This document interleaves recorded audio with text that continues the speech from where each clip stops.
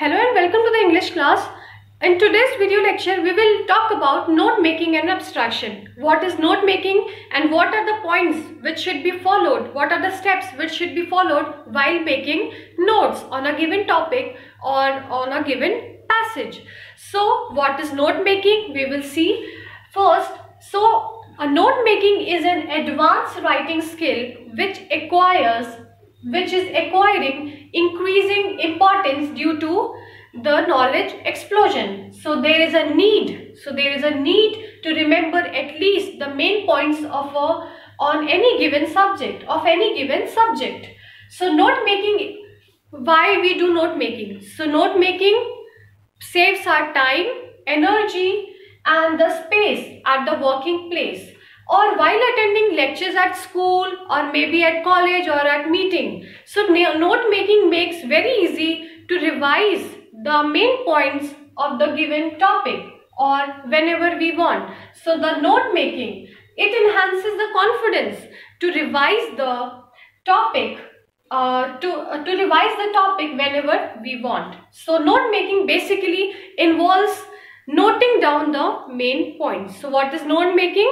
Note making is an advanced writing skill, and note making basically involves noting down main points. Now we will see what are the steps which should be followed while making notes on a given topic or a passage. So reading the passage thoroughly and carefully will help you to naturally come to a title or conclusion of a given passage or a subject. So first of all, the first step which should be followed is read the passage thoroughly and carefully. So in your examination, you will be given a passage, and the question will be, on the basis of your reading of the above passage, make notes on it using headings and subheadings. So on the given passage will be given to you. On the basis of that passage, you have to make headings. You have to put the heading and subheadings, and you also have to use abbreviations which the people which one can understand, recognize it. So there is a word limit, there is a limit for using abbreviation. You can, if it is mentioned that use abbreviation minimum 4, then you have to stick to that. So, and also you have to follow the right format, and a format you consider suitable, and supply a suitable title to it. Also you have to give a suitable title to the passage. And the next question will be, make a summary of the above passage in about 80 words. So you don't have to exceed the word limit. 1 to 3 words are okay, but don't exceed the word limit. Try to stick into that. So basically 2 types of question will be given.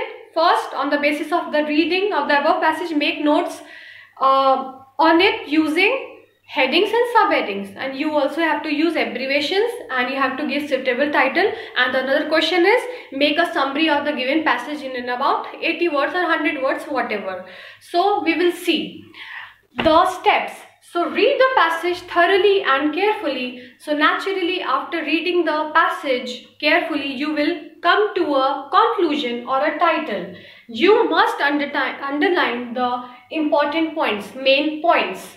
So after reading the passage and underlining the main points, you have to put side headings. So when you read the paragraph, make side heading of the main point. So when you read the paragraph, make side heading of the main point. Main point means in which the whole paragraph revolves, which you find important.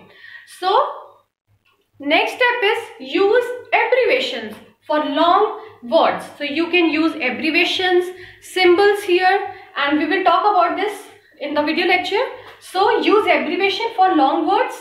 For example, abbreviations like please, P-L-E-A-S-E. So in short, abbreviation you can write P-L-S only. Information. So abbreviation of information is I-N-F-O. So you can use abbreviations. And the word limit, how many abbreviations you can use? Maybe it will be given on the question paper, or if not mentioned, then you have to use minimum 3 and maximum 5 abbreviations. So the next point is side heading. Not written in the form of sentence. So the side heading should not be written in the form of the sentence. Avoid using articles, avoid using helping verbs, and etc. So you have to avoid using the helping verb, articles, framing full sentences.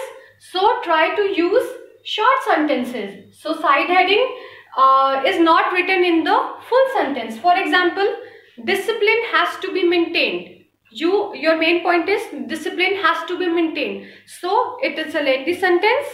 So you can cut it. You can use few words only. So what can you write?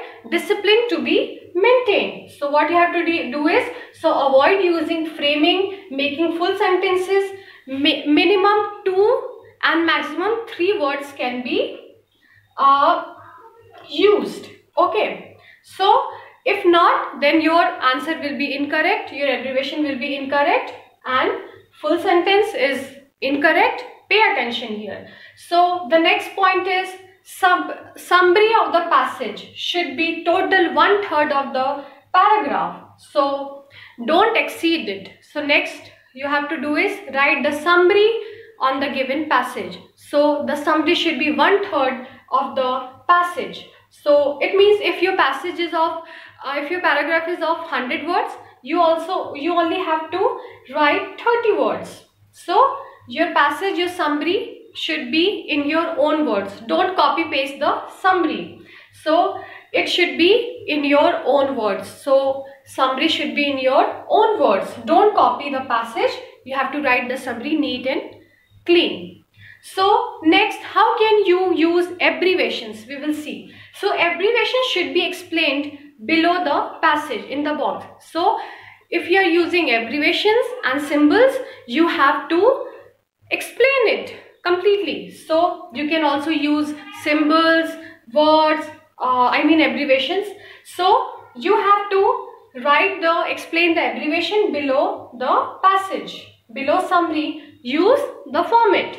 Next is precise reading to the point. Note making should be there. So one can read the passage precisely and to the point. So your